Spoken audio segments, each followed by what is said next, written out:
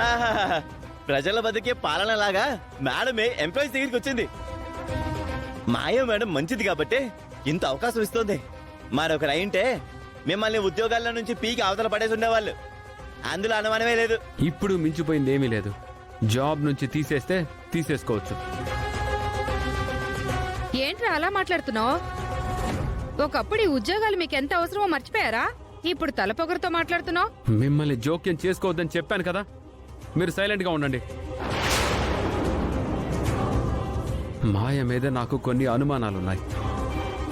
అవి ప్రూవ్ అయితే గనుక మేమే జాబ్ నుంచి మానేస్తాం, సంగతి తేలుస్తాం. శ్రీకర్, నువ్వెందుకురా తొందరపడ్డాం? కూల్గా ఉండు. మాయ వెళ్ళిపోతే నేను కూల్గానే ఉంటాను. బావా ఉండని.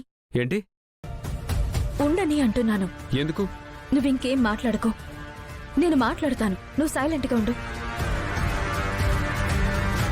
మాయా, నువ్విక్కడ ఉండడంలో నాకేం అభ్యంతరం లేదు. ఖాళీ సమయంలో కాదు, కొంత సమయం కేటాయించుకుని ఆఫీస్ వర్క్ చేసుకుందాం, సరేనా? మాకు ఫుడ్ పెట్టేది ఉద్యోగమే కాబట్టి మేము రెస్పెక్ట్ చేయాలి. సో మనం కలిసి ప్రాజెక్ట్ వర్క్ చేసుకుందాం, ఏం పర్వాలేదు. అది కాదవని నేను. బావా ఇంకేమీ మాట్లాడొద్దు. మనం మన జాబ్స్ మానేసేంత వరకు మన జాబ్స్ పట్ల మనకు బాధ్యత ఉండాలి. అందులో తప్పేం లేదు. యు ఆర్ గ్రేట్ అవని. ఉన్నది ఉన్నట్టుగా మాట్లాడతావు, నిజాయితీగా ఉంటావు. అందుకే నువ్వు అందరికీ నచ్చుతావు, నాకు కూడా. మీరు పోట్లాడడానికి వచ్చారు అనుకున్నాను. ఇలా పొగుడుతూ మాట్లాడతాను అనుకోలేదు. అవని ఎలాంటి వాళ్ళనైనా తన వాక్చాతుర్యంతో మార్చేయగలదు. అవని మల్టీ టాస్కింగ్ చేయడంలో ఎంతో నైపుణ్యం గలది. అందుకే నా ప్రపోజల్ని అంగీకరించింది. ఒప్పుకున్నందుకు, ఒప్పించినందుకు థ్యాంక్ యూ సో మచ్ అవని. అన్నట్టు అడగడం మర్చిపోయాను, ఆంటీ గారి విషయం ఎంతవరకు వచ్చింది? ఏదైనా ఇన్ఫర్మేషన్ తెలిసిందా? ఆ ప్రయత్నంలోనే ఉన్నాను.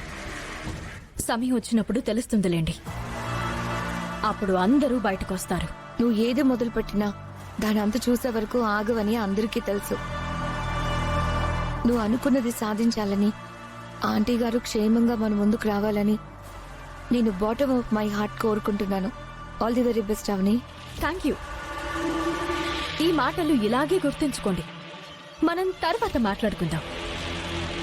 ఎందుకంటే మన మధ్య 2 వారాల శపథం ఒకటి జరిగింది కదా, అందులో కొన్ని రోజులు గడిచిపోయాయి.